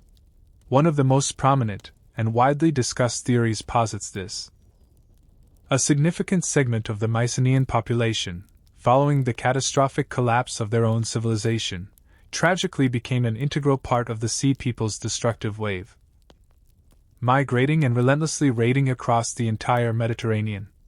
This compelling theory arises from several compelling observations. Firstly, as we have meticulously observed, between approximately 1200 and 1150 BC, the great Mycenaean palace cities were systematically and brutally destroyed. The once powerful political structure utterly collapsed. The aristocracy lost its foundational base, and countless communities were suddenly and catastrophically cut off from the imported food and vital goods they had once so heavily relied upon. In this desperate environment, many Mycenaean groups were forced to abandon their former centers in a desperate search for mere survival. Archaeological evidence unequivocally demonstrates that after the palace system fell, the population in the Peloponnesian plains sharply declined. Many coastal areas and Aegean islands, once bustling with life and commerce, were tragically abandoned. Simultaneously, in new regions such as the Levantine coast, a distinct new layer of habitation abruptly appeared, bearing clear and undeniable Aegean cultural traits, particularly evident in pottery styles, architectural methods, and intricate burial practices. Moreover, the name Denyen, appearing in the Sea People's lists, may well be connected to Danae, the term later used by the Greeks themselves to describe Mycenaean peoples. This intriguing connection has led many scholars to cogently argue that some displaced Mycenaeans, rather than passively waiting to perish, instead joined forces with other Sea People groups, forming formidable armed migrant bands that relentlessly fought and desperately sought new lands for resettlement. Yet, this theory undeniably faces notable challenges. Firstly, there is no direct, conclusive evidence that the Sea Peoples who attacked Egypt spoke Greek or bore the distinct symbols of the Mycenaean kingdoms. Secondly, the cultural diversity among the Sea Peoples was truly immense, ranging from the distinctive horned helmets of the Shurden to the characteristic round shields of the Peleset, and encompassing weaponry and dress styles that varied significantly between different groups. This strongly suggests that if the Mycenaeans were indeed involved, they constituted but one component of a far more complex and multifaceted alliance, certainly not its dominant force. Furthermore, within Greece itself, archaeology reveals that some Mycenaean communities did indeed persist after the crisis, particularly in more rural areas and on certain islands. If the entire Mycenaean warrior class had transformed into Sea Peoples, such strong cultural continuity within Greece might not have been so apparent. Finally, many researchers caution that equating the Sea Peoples solely with the Mycenaeans risks oversimplifying what was unequivocally a very complex and heterogeneous phenomenon. Archaeological evidence strongly indicates that the Sea Peoples included a diverse mix of groups originating from Anatolia, the Balkans, the Aegean, and the Levant. In short, the idea that displaced Mycenaeans contributed to the Sea Peoples wave is indeed well supported, but it also contains discernible gaps and inherent uncertainties. And it is precisely these lingering mysteries that continue to fuel the endless fascination surrounding the Sea Peoples.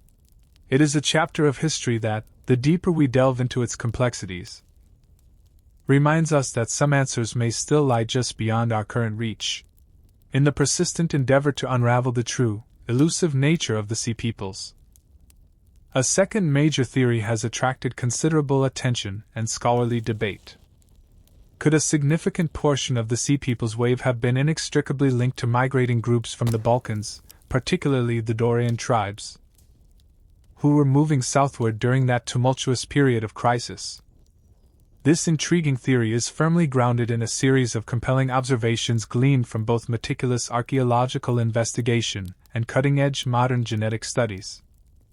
According to diligent researchers, in the twilight years of the 13th and the nascent period of the early 12th centuries BC, distinct waves of migration from the northern Balkans commenced their southward movement in earnest.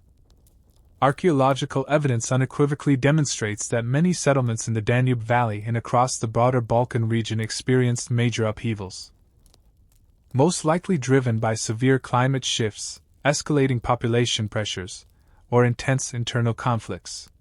Amidst this pervasive turmoil, various tribal groups began their inexorable movement through Macedonia, Thessaly, and into southern Greece. Among them was the group later known as the Dorians. The arrival of the Dorians in southern Greece coincides remarkably closely with the catastrophic collapse of Mycenaean cities. This striking synchronicity has prompted some scholars to pose a critical question: could a portion of the Dorians, or other Balkan groups, have joined forces with the Sea Peoples, thereby helping to drive a powerful, armed migration across the Mediterranean? Archaeological clues, though not conclusive, offer intriguing hints. New layers of post-collapse settlement in the Peloponnese reveal sudden and distinct changes in architecture, burial practices, and pottery styles, all reflecting a culture markedly distinct from earlier Mycenaean traditions. Similarly, along the Levantine coast, certain pottery types and construction techniques appear that bear discernible traits associated with the Balkans or northern Greece. While this evidence is not yet robust enough to definitively prove that Dorians directly participated in the Sea Peoples movements, the timing is certainly highly suggestive. Perhaps most intriguing of all, the burgeoning field of ancient DNA research has introduced powerful new tools to this complex investigation. Scientists are now meticulously analyzing ancient human remains from Greece, the Balkans, and the Levant. Preliminary results tantalizingly suggest that during the critical transition period following the Bronze Age collapse, there was a discernible increase in genetic markers linked to Balkan populations within southern Greece and in some coastal Levantine communities as well. This raises the profound possibility that migrating Balkan groups not only entered southern Greece, but that some may have actively joined seaborne migrations, becoming an integral part of the Sea Peoples wave that so profoundly reshaped the entire region. Yet, as with all theories, there are important counterpoints that must be carefully considered. Firstly, the Dorians, according to later Greek tradition, re-established significant power in southern Greece after the collapse, rather than disappearing into obscurity. If large numbers of Dorians had indeed transformed into Sea Peoples, their strong cultural presence in later Greek history might not be so evident. Secondly, the Sea Peoples constituted a highly diverse coalition. Assigning the Balkans a singular, dominant role risks oversimplifying a phenomenon that clearly included groups from Anatolia, the Aegean, the Levant, and beyond. Finally, while genetic research holds immense promise, the currently available ancient DNA samples remain too limited to draw firm conclusions about the precise scale and role of Balkan groups within the Sea Peoples' broader movements. Even so, the theory of migrating groups from the Balkans, particularly the Dorians, playing a significant role adds an important new dimension to our evolving understanding. It serves as a crucial reminder that the Sea Peoples phenomenon was not a simple, linear event, but rather the complex result of multiple, overlapping migrations interacting in intricate ways. And it is precisely this very complexity that renders the story of the Sea Peoples so mysterious, so multifaceted, and so endlessly compelling. It is a profound puzzle that we are still tirelessly striving to piece together even today, after meticulously weighing the various competing theories, including the compelling idea of displaced Mycenaeans and the significant migrations from the Balkans. Many modern scholars have converged upon what is perhaps the most realistic and nuanced conclusion of all. The Sea Peoples were not a singular, unified ethnicity, nor were they a fixed, long-standing alliance. They were most likely a temporary, fluid coalition formed from a multitude of different groups, each with its own distinct motivations, all swept up and intertwined within the swirling, pervasive crisis of the era. This comprehensive theory is robustly supported by a number of compelling observations. Firstly, as we have extensively observed from ancient Egyptian records, particularly the Merneptah stele and the vivid Medinet Habu reliefs, the Sea Peoples are consistently listed as a collection of highly diverse groups: Shurden, Shikalesh, Peleset, Cheker, Denyen, Lukka. None of these groups possessed a clearly recorded homeland in Egyptian texts. Their military traditions, distinctive clothing, and specific weaponry also varied widely, prompting many scholars to ask, if the Sea Peoples were a unified nation, why are their depictions and descriptions so distinct from one another? The most reasonable and plausible answer is that the Sea Peoples were likely a loose confederation, formed amidst a broader, region-wide collapse. In a world where severe climate changes led to widespread crop failures, where devastating earthquakes ravaged cities, where international trade abruptly broke down, and where once great empires grew weak and lost control of their peripheries, countless disparate groups, from displaced farmers, to unemployed soldiers, to opportunistic pirates, and desperately driven migrant bands, may have coalesced to form mixed, mobile populations traversing the Mediterranean. In this tumultuous process, loose alliances between these groups likely arose out of pure, urgent necessity. Those possessing superior strength or valuable naval experience would naturally assume leadership roles, while others joined in relentless pursuit of new lands, much-needed wealth, or simply bare survival. This intricate dynamic would eloquently explain why, in major campaigns such as the decisive battles during the reign of Ramesses III, the Sea Peoples brought not only seasoned warriors but also women, children, livestock, and wagons full of their cherished belongings. They were not merely opportunistic pirates but rather armed migrant groups, with resettlement standing as one of their ultimate and driving goals. Moreover, archaeological evidence meticulously gathered from the Levant clearly demonstrates that the cultural footprints left by the Sea Peoples were highly inconsistent and varied. Some sites distinctly reflect strong Aegean influence, others bear undeniable Anatolian characteristics, and still others exhibit a fascinating blend with local traditions. This further reinforces the persuasive idea that the Sea Peoples were not a homogeneous, unified bloc, but rather the complex product of many migrating peoples and diverse forces converging amidst the pervasive chaos of the time. And perhaps the most compelling aspect of this nuanced theory is that it accurately reflects the true, volatile nature of the entire era.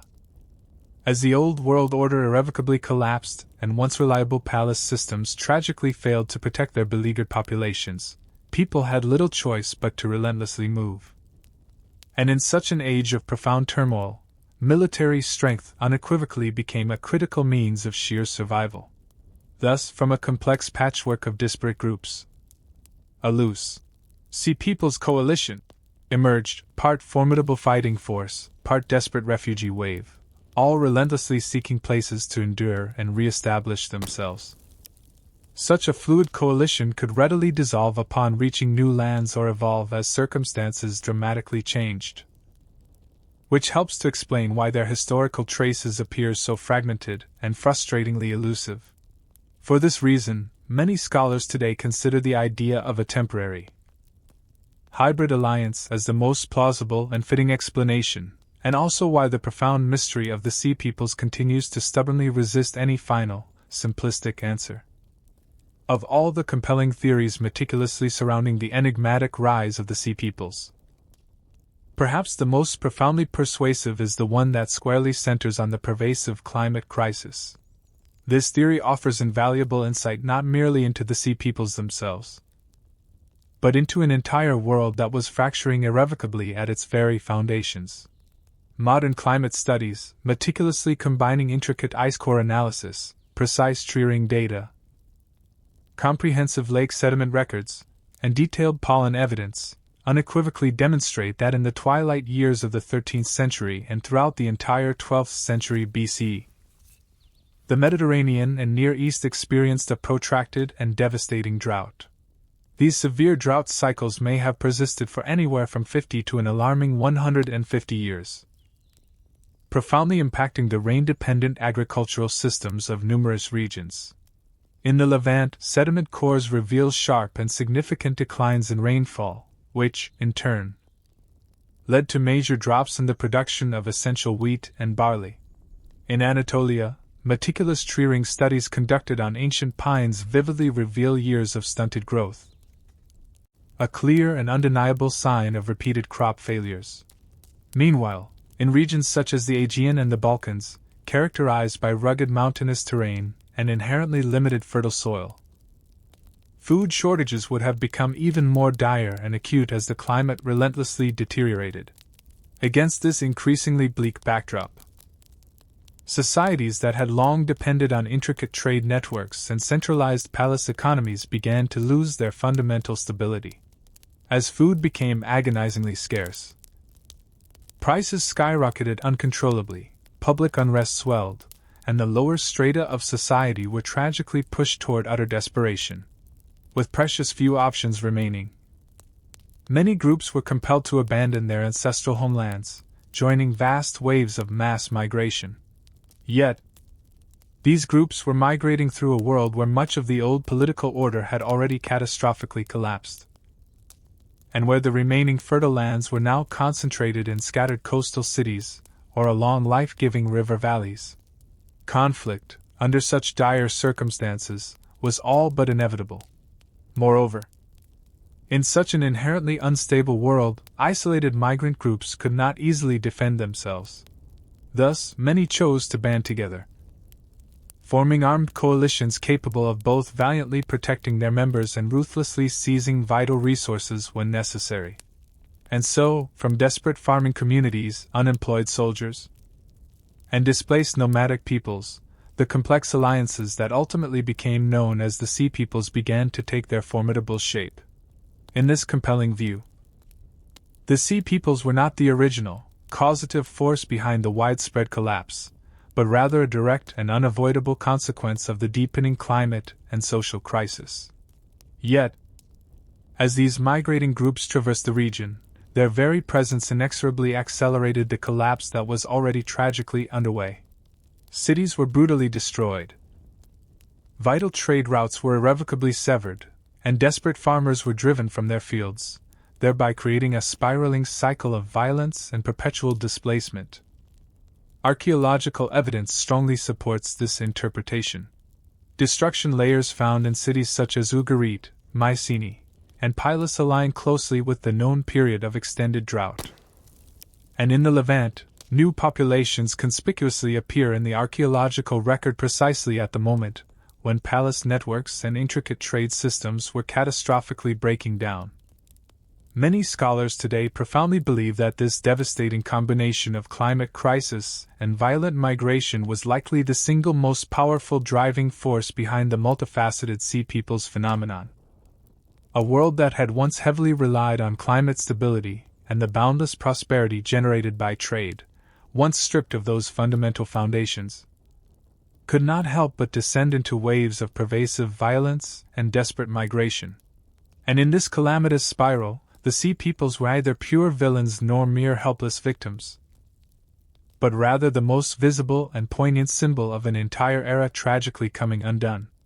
However, the deeper we meticulously dig into the captivating story of the Sea Peoples, the more we inevitably confront what may be the single greatest wall of uncertainty in the entirety of this profound mystery. We do not truly, definitively know where they originated from. Across thousands of ancient clay tablets, countless elaborate reliefs, and the voluminous written records of ancient civilizations, there is not a single line that clearly speaks of a definitive homeland of the Sea Peoples. No nation is explicitly named. No king ever proudly declares himself King of the Shurdan, or King of the Peleset. No map from the era meticulously marks the precise territories of these enigmatic groups. Why is this the case? Part of the reason lies in the very inherent nature of the surviving historical sources, which predominantly originate from the Egyptians, those who valiantly fought against the Sea Peoples. Remember, Egypt was one of the very few great civilizations to survive the devastating storm of the Sea Peoples largely intact. And the Egyptians possessed a very particular and self-serving way of meticulously recording history. Every inscription, every towering stele, every intricate relief was inherently designed to glorify the pharaoh's unparalleled victories, to powerfully reinforce the eternal, unyielding image of royal power and divine authority. In that distinctive style of historical recording, enemies were invariably portrayed as barbaric, stateless, and illegitimate, like relentless waves of chaos violently crashing against the unwavering order meticulously maintained by the pharaoh. Even the very manner in which the Sea Peoples are enumerated in Egyptian texts reflects this inherent approach. Group names are provided with vague, imprecise descriptors like from the sea, or from foreign lands, conspicuously lacking clear geographical references or directional markers. This may well reflect the Egyptians' own genuine lack of true knowledge concerning the precise origins of these enigmatic groups. But it may also have been a deliberate act of intentional propaganda, artfully obscuring the true identity of the enemy while simultaneously magnifying the perceived, unchallenged power of the pharaoh. Moreover, the Sea Peoples themselves were not centralized empires possessing advanced administrative systems. They were rather loose coalitions of diverse groups, many of them being desperate migrants, climate refugees, or displaced communities. By their very inherent nature, they left behind no discernible writing systems, no grand temples meticulously recording their own history, no royal chronicles from their perspective. What little survives of them comes solely through the records of those who bravely opposed them. And as every astute historian intimately knows, history is ultimately written by the victors. Thus, virtually all that we comprehend about the Sea Peoples today is filtered through the specific Egyptian lens, a biased lens meticulously crafted for profound political purposes and, at times, prone to exaggerate the pharaoh's monumental achievements. Adding to this profound challenge, many of the very regions from which the Sea Peoples may have originated, the Anatolian coasts, the Aegean, various western islands, were themselves utterly devastated during the catastrophic Bronze Age collapse. Many cities were burned to the ground and never rebuilt. Older, established writing traditions completely vanished. The potential sources of first-hand historical accounts from the homelands of the Sea Peoples simply did not survive the tumultuous period. It is this unfortunate combination of the inherent Egyptian bias in historical recording and the pervasive absence of records from the Sea Peoples themselves that has left us with a nearly impenetrable gap in our profound understanding. And so, even though the Sea Peoples truly shook the entire Mediterranean world of their time to its very core, they remain, and may perpetually remain, elusive shadows in the vast memory of humanity. They are a strange, enigmatic wave from the distant past, whose haunting echo we can still faintly hear, but whose true, precise shape we may never fully perceive. While the original, definitive homeland of the Sea Peoples remains a persistent, unsolved mystery, their post-collapse journey has etched far clearer and more discernible traces onto the historical map. One of the most striking and compelling examples is the remarkable rise of the Philistines, a group that irrefutable archaeological evidence unequivocally demonstrates was directly linked to the Pele set, one of the key contingents of the enigmatic Sea Peoples. As we vividly observed in the intricate reliefs at Medinet Habu, the Pele set played a major and decisive role in the Sea Peoples' devastating assault on Egypt. After their decisive defeat at the formidable hands of Ramesses III, a portion of the Pele set force did not retreat back to the vastness of the sea. Instead, they chose to settle along the coastal regions of Canaan. It was here, through a gradual yet profound process of adaptation and cultural integration, that the distinct Philistine culture emerged, a vibrant and influential culture that would indelibly shape the political and cultural landscape of the Levant for centuries to come. Archaeological excavations in cities such as Gaza, Ashkelon, Ashdod, Ekron, and Gath have provided clear and compelling evidence of this remarkable transformation. At Ashkelon, for instance, the archaeological layers reveal a distinct new settlement horizon appearing abruptly around 1200 BC, precisely coinciding with the documented period when the Sea Peoples are known to have arrived. In particular, archaeologists have unearthed large quantities of late Mycenaean-style pottery, a specific type of ceramic that was prevalent in the Aegean but remarkably rare in Canaan prior to this period. This strongly suggests that these new arrivals brought their distinct cultural traditions directly from across the sea.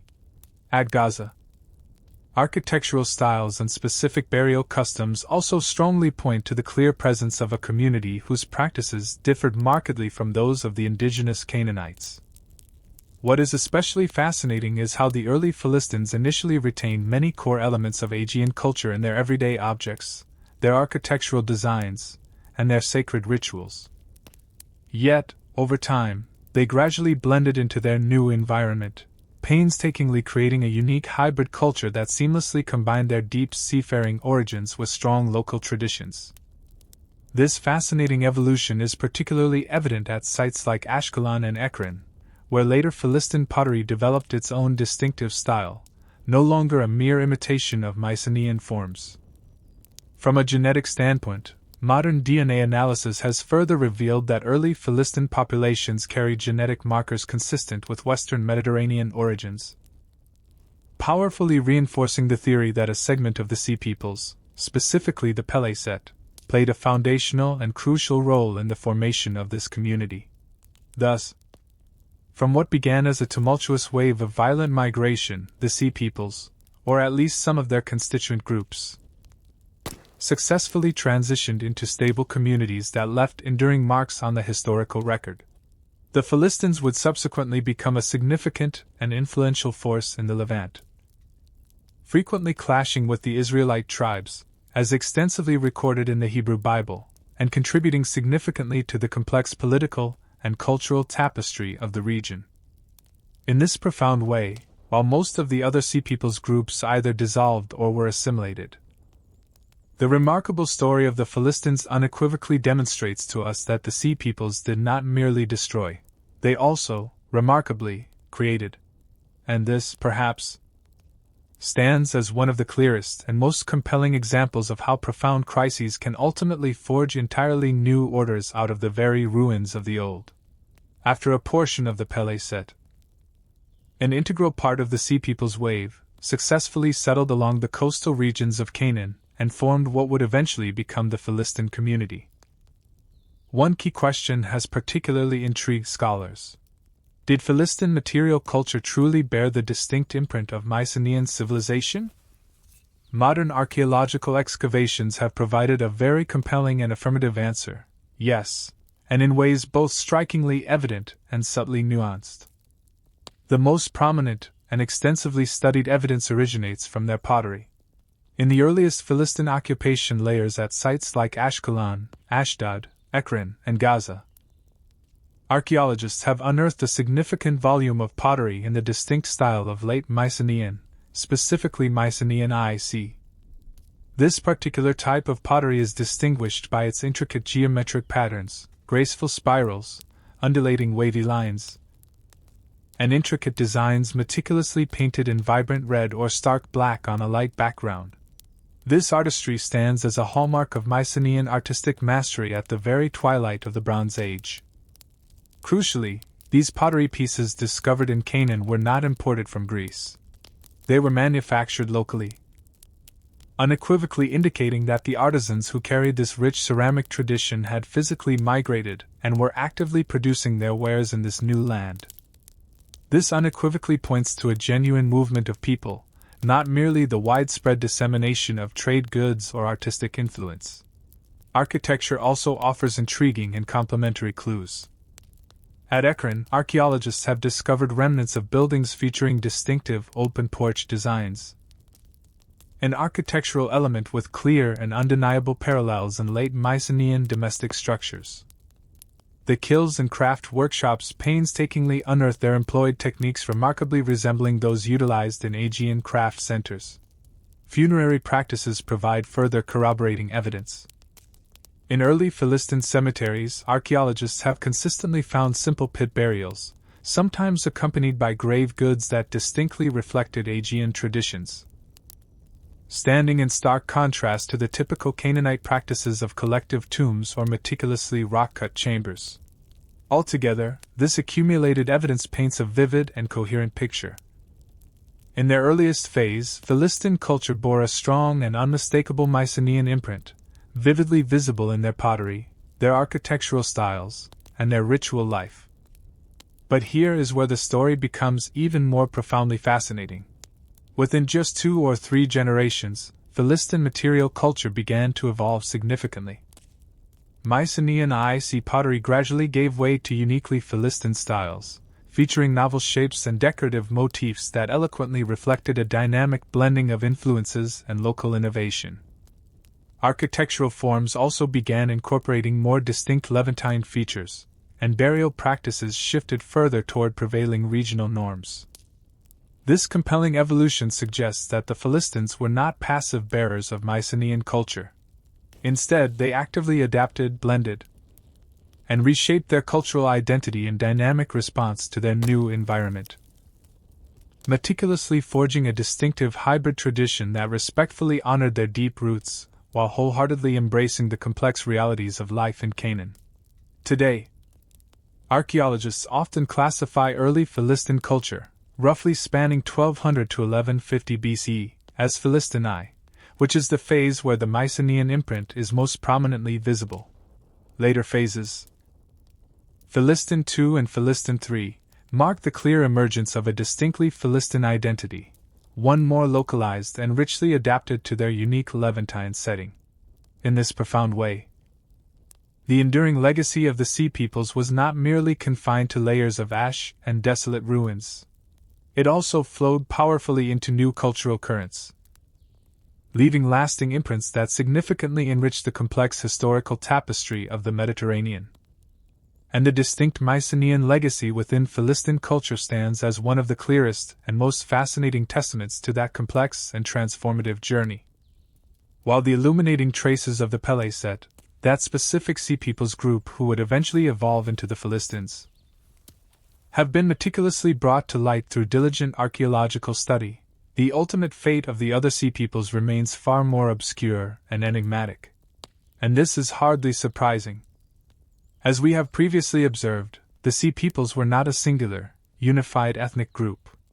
They were, instead, a loose and often shifting alliance of disparate tribes and peoples, each possessing its own unique origins, its own distinct identity, and its own compelling motivations. And as the monumental Great Bronze Age crisis finally drew to a close, many of these diverse groups, if they were fortunate enough not to be annihilated in battle, gradually blended into the established Mediterranean societies where they ultimately settled. Within just a few short generations, their distinct identities would have largely dissolved, becoming indistinguishable from the local populace. Names that once resonated loudly from ancient Egyptian inscriptions, Shurden, Shikalesh, Cheker, Denyen, Lukka, simply vanish from the historical record. But this does not imply that these peoples vanished entirely. It is far more probable that the survivors of these groups were absorbed into local cultures, whether in the lands they had initially attacked or in the regions where they eventually found permanent settlement. Consider a few illustrative examples. The Shurden may have successfully established themselves in the western Mediterranean. Some scholars tentatively suggest they significantly contributed to the vibrant warrior culture of Sardinia, where the imposing stone towers known as Nuriks still stand today. These structures serve as silent, enduring witnesses to an ancient era of profound upheaval. The Shikalesh, whose very name evokes a connection to Sicily, may have similarly merged into the island's native communities, their distinct identity gradually fading into the evolving tapestry of Sicilian culture. The Checker left, perhaps, the faintest trace of all. At the site of Dor, on the modern coast of Israel, archaeologists have uncovered a layer of occupation featuring cultural elements, not entirely Canaanite. This intriguing anomaly may reflect the presence of Checker settlers, though over time the local culture once again reasserted its dominance. The Denyen, possibly linked to the Danae, a term frequently used for Mycenaean Greeks, likely reintegrated into the broader Greek world during its post-collapse migrations and the complex resettlements of Greece's so-called Dark Age. The Lukka, closely associated with the Lycian region of Anatolia, may have blended back into the Anatolian highland communities, persisting under new names and social structures no longer explicitly connected to the Sea People's identity recorded by the Egyptians. Across all these compelling cases, the underlying pattern remains remarkably consistent. Once the tumultuous storm of history had passed and Mediterranean civilizations began to slowly stabilize, the scattered Sea Peoples groups proved incapable of maintaining distinct identities for extended periods. Without formal administrative structures, without their own indigenous written traditions, and without strong, enduring cultural institutions to meticulously preserve their unique identity across generations, assimilation was an inevitable outcome. And when that assimilation occurred, names like Shurden, Shikalesh, and Cheker faded into obscurity, leaving only faint echoes on Egyptian stele and lingering as tantalizing puzzles for future generations of historians. Today, when we meticulously trace the enduring legacy of the Sea Peoples, we are not merely reading layers of ash and examining ruins. We are also painstakingly deciphering blended bloodlines and subtly transformed cultural identities that quietly yet profoundly reshaped Mediterranean civilizations from within. And perhaps this is precisely why, even after more than 3,000 years, the profound mystery of the Sea Peoples continues to captivate both historians and archaeologists alike. For they represent a dynamic wave of history that cannot be easily categorized or definitively pinned down. They represent a powerful force of human movement and profound transformation whose far-reaching consequences and lasting legacies remain subtly, yet inextricably woven into the very fabric of Mediterranean history itself. And so, after meticulously tracing every faint footprint, carefully sifting through every layer of ash, and diligently analyzing every surviving fragment, we can begin to truly grasp why the Sea Peoples have ascended to become one of the greatest and most enduring mysteries of the ancient world. It is not because they never truly existed, On the contrary, their undeniable impact is vividly discernible in the archaeological layers, in the desolate ruins of fallen cities, and in the tragic vanishing of once flourishing civilizations. Nor is it because there are no records whatsoever. Ancient Egyptian inscriptions, layers of material culture found in Canaan, the Levant, and the Aegean all recount fragmented pieces of their complex story. But perhaps this is precisely what renders the mystery so utterly compelling. The more evidence we painstakingly uncover, the more acutely we realize that what we currently know represents only the visible tip of a vast, submerged iceberg. First and foremost, the precise origins of the Sea Peoples remain maddeningly elusive. For more than a century, scholars have relentlessly attempted to trace the roots of each individual group. Pele set to the Philistines, Shurden to Sardinia, Shikalesh to Sicily, Den Yen to the Mycenaean Danae, Chequer, and Lucca to parts of Anatolia. And yet, no single theory has proven robust enough to achieve universal consensus among the scholarly community.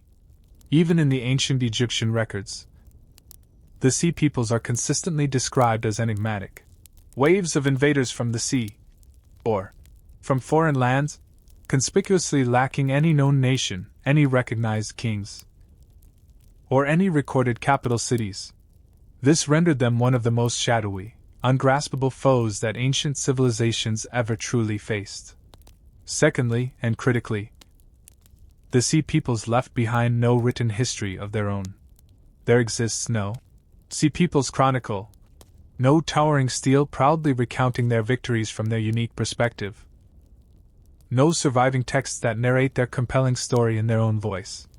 Everything we comprehend about them stems exclusively from the other side, from ancient Egyptian records, from scattered archaeological traces, from the desolate ruins of civilizations they struck and then seemingly vanished from. This inherent asymmetry ensures that their image remains forever half seen, half unknown. We cannot state with absolute certainty how truly strong they were, how numerous their forces, how meticulously organized, or even whether they constituted a single, coordinated force or multiple, independent waves of migration layered upon each other. Thirdly, while the profound impact of the Sea Peoples is undeniable, their material legacy is often frustratingly difficult to trace. They played a significant role in bringing about, or at least accelerating, the catastrophic collapse of many late Bronze Age civilizations.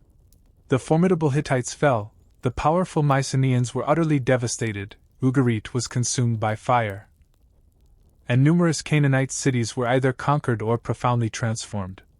Yet after the destructive wave had passed, most Sea Peoples groups either seamlessly merged into local societies or simply faded from collective memory. They left behind layers of ash, early ceramic styles displaying Aegean influence, but no lasting new civilization that proudly bore the name of the Sea Peoples. Their story is akin to that of a great, relentless wave crashing across the shores of history, leaving deep, indelible scars in its turbulent wake, but the wave itself dissolving before anyone could fully record its true essence. And perhaps it is precisely this inherent elusiveness that renders the Sea Peoples so endlessly fascinating. We possess no shortage of tales concerning mighty empires, adorned with magnificent palaces and meticulously written chronicles. But the story of the Sea Peoples is the poignant narrative of outsiders to the official histories, desperate, determined communities whose own voices were never preserved, but who nonetheless fundamentally reshaped the course of an entire era. And in that very shadowy nature, the Sea Peoples will likely continue to challenge the profound imagination and endless patience of scholars and of all of us for many centuries to come. But perhaps, in this entire profound journey to comprehend the Sea Peoples, the most compelling question is not who they intrinsically were, but rather how history has, or has not, meticulously remembered them. For without the invaluable inscriptions of Egypt, we might never have come to know that a tumultuous wave of Sea Peoples once irrevocably shook the ancient world to its core. Nearly every shred of knowledge we possess about them originates from ancient Egyptian records, from the compelling Merneptah stele, and from the intricate carvings within the temple of Medinet Habu under the reign of Ramesses III. It is from these very inscriptions that the names Peleset, Shurden, Shikalesh, Jeker Denyen, and Lukka were painstakingly preserved for posterity. It is from these vivid reliefs that we can visualize the images of formidable warriors adorned with horned helmets and carrying round shields, and of migrating families, women, children, and livestock in tow, moving as an integral part of this great upheaval. Without these irreplaceable records, all the archaeological evidence, the layers of Ashadu Garit, Mycenae, Pilus, the distinct new settlement layers in Canaan, would have remained isolated, disparate clues, incredibly difficult to connect into a coherent and comprehensive picture of such a vast wave of armed migration. And yet this also serves as a poignant reminder of an essential, undeniable truth. History is unequivocally written by the victors. It was Egypt, one of the very few great civilizations to successfully survive the tumultuous storm of the Sea Peoples, that meticulously recorded this story through its own self-serving lens. In the inscriptions, the pharaoh is invariably portrayed as the triumphant hero, while the Sea Peoples are cast as the barbaric invaders who are decisively defeated. There is absolutely no voice from the Sea Peoples themselves. No record of their story as seen through the eyes of those who were tragically forced to abandon their homelands, cross the vast sea in utter desperation, and fight relentlessly to survive. This is precisely what renders the story of the Sea Peoples both endlessly fascinating and profoundly sobering. For what remains in the historical record is always but one crucial side of a much larger, more complex tale. If, by some miraculous chance, a chronicle of the Sea Peoples were to be discovered one day, assuming one was ever even written, the story we know today might appear vastly different. But perhaps that chronicle simply does not exist.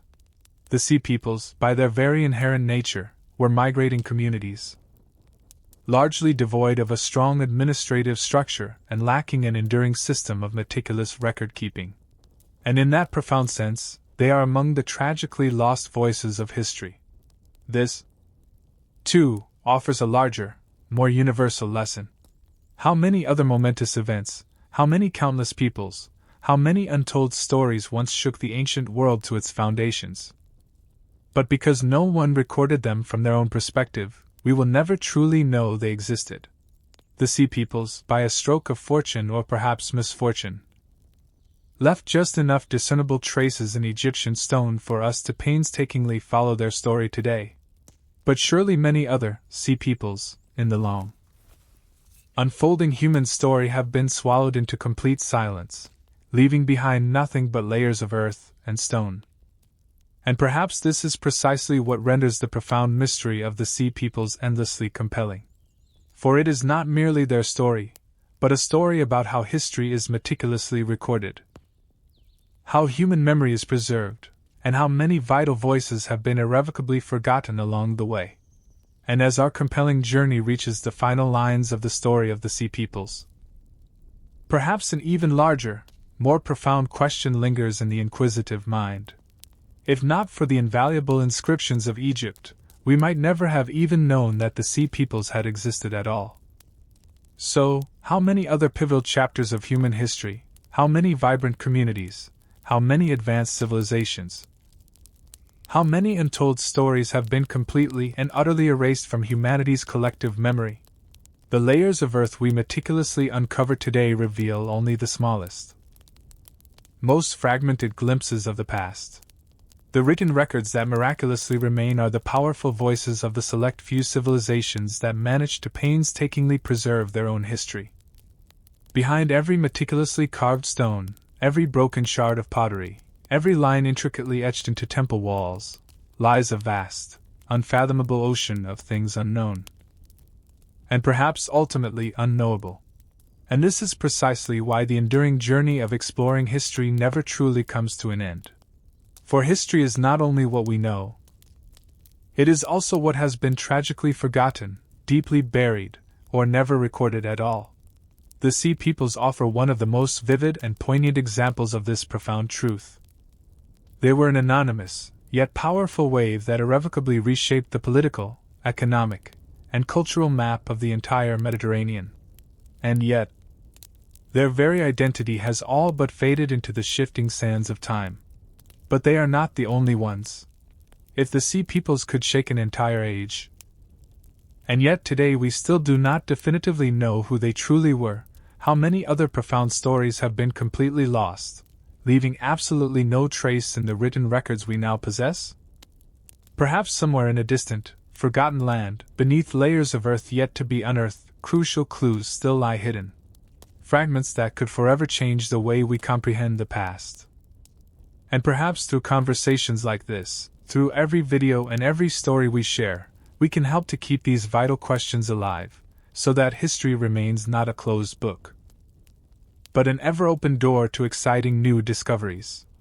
If you, too, feel there is still so much we do not fully know about the past, if you, too, wish to continue this boundless journey of exploring forgotten histories and unsolved mysteries, please feel free to subscribe to the channel.